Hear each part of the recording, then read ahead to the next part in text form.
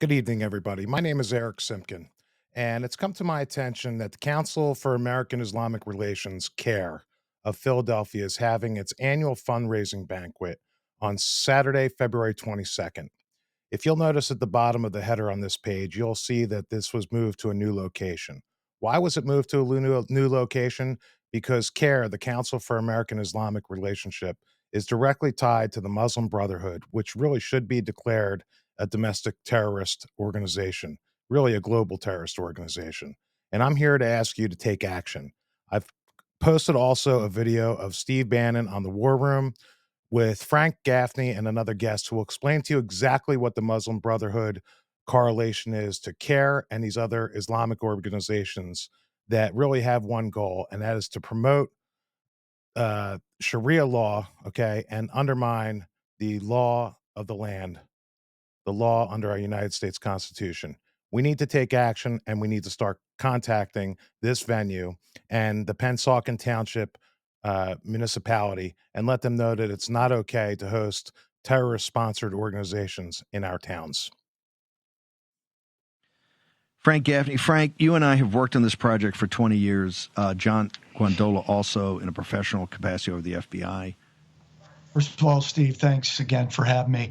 I would say this. I think not only is the American public lacking serious understanding of the threats, but understanding how well coordinated these threats are and the command and control from the international level down to the local mosque level in the United States is astounding from a warfighting perspective, and understanding that the global Islamic movement, and that's how they describe themselves, is at war with the West and with the United States. So a few points. Number one, the largest terrorism financing trial in American history, the United States versus the Holy Land Foundation for Relief and Development, which was adjudicated in Dallas, Texas in 2008, revealed that the most prominent Islamic organizations in the United States are, as a matter of fact and evidence, a part of an identifiable movement that seeks to overthrow un-Islamic governments and impose Sharia Islamic law on all people. And we can let's just look at one ruling from three organizations that tried to have their names removed from the unindicted co-conspirator list: ISNA, NATE, and CAIR, the Islamic Society of North America, which until the USCMO was the largest Muslim Brotherhood umbrella group in the country; NATE, North American Islamic Trust, the bank for the Brotherhood in North America; and the last remaining of the original four Hamas organizations, now there are a number of others, the Council on American Islamic Relations. That was formed by the Muslim Brotherhood's Palestine Committee, CAIR, which was Hamas in the United States. That's a matter of legal fact. The ISNA, the Islamic Society of North America, has been their former vice president up until he may still be sitting on it, but was one of the 9 commissioners on the U.S. Commission for International Religious Freedom under Mr. Biden. He had received an award, the FBI Director's Award, from James Comey. They participated in outreach with the FBI and the State Department.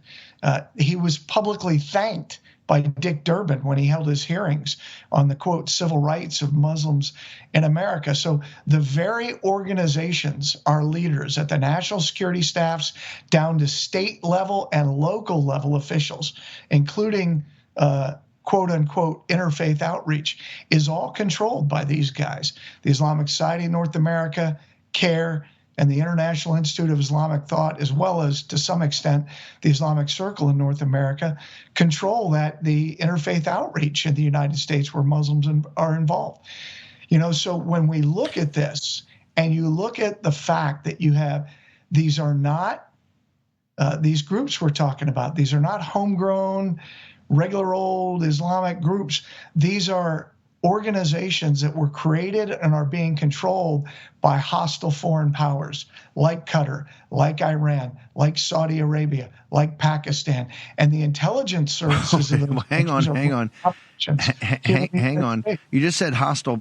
Hang on. You just said hostile powers, and you said Qatar, which we have a massive base in, right? And they're in back of Witkoff and these guys cutting this deal on Hamas. And you just said the Saudis. And last time I looked, we're trying to get a deal with that in Israel, and we've got troops all over the place. We're the defense of the House of Saud. So you just called them hostile powers. There must be a disconnect because the U.S. government, even under President Trump, is not treating these people like hostile powers. Well, you got a minute. I'm going to take you to break. How do you back that up?